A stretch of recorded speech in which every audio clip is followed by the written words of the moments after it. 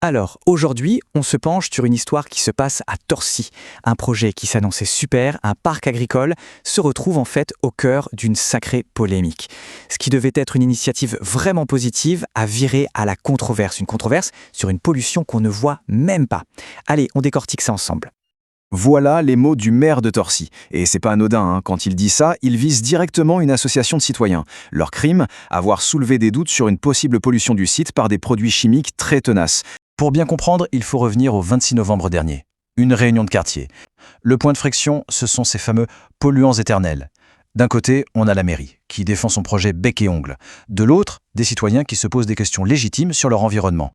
Bon, petit point technique, mais c'est essentiel. Les PFAS, qu'est-ce que c'est exactement? En gros, ce sont des produits chimiques créés par l'homme, et on les appelle polluants éternels pour une très bonne raison, ils ne disparaissent quasiment jamais. Ils s'incrustent partout, dans l'eau, la terre et même en nous. Et c'est vraiment ça le cœur du problème. Face à cette montée d'inquiétude, la mairie a réagi. Le maire a annoncé avoir fait faire une analyse d'eau officielle justement pour chercher ces fameux polluants.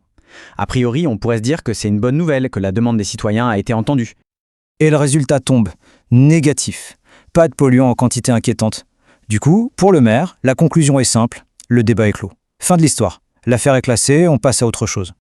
On pourrait donc penser que tout va bien, que l'eau est propre et que le projet peut démarrer sans problème. Sauf que ce n'est pas si simple. Cette réponse officielle, aussi claire soit-elle, eh bien elle ne raconte pas toute l'histoire. Et c'est là que l'association de citoyens Coteaux et Vallée de la Marne, la CVM, reviennent à la charge. Pour eux, le test commandé par la mairie a un défaut.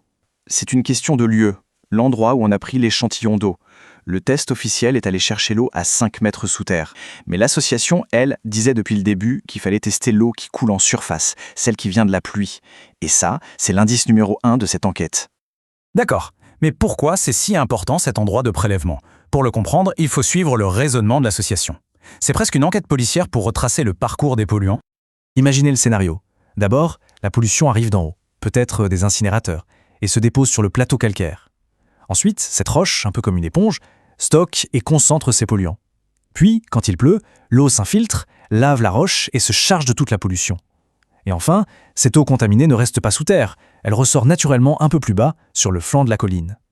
On voit bien que si on teste à 5 mètres de profondeur, on risque de passer complètement à côté de ce circuit. Et là, on arrive au point crucial. Cette eau de ruissellement, celle qui est suspectée d'être polluée, eh bien c'est elle qui est censée remplir les bassins d'irrigation pour les futures cultures du parc. Alors, du côté de la mairie, on l'a compris, l'affaire est close. Mais pour l'association, pas question d'en rester là. Ils sont bien décidés à continuer leur enquête pour faire toute la lumière sur cette histoire. Et concrètement, ils vont faire quoi? Eh bien, ils préparent un dossier solide avec toutes leurs conclusions. Ce dossier, ils comptent le transmettre aux autorités compétentes, la direction de l'environnement et l'agence régionale de santé. Leur but est clair, s'assurer que leurs préoccupations soient enfin prises au sérieux et relancer un débat public qu'ils jugent indispensable sur ces polluants.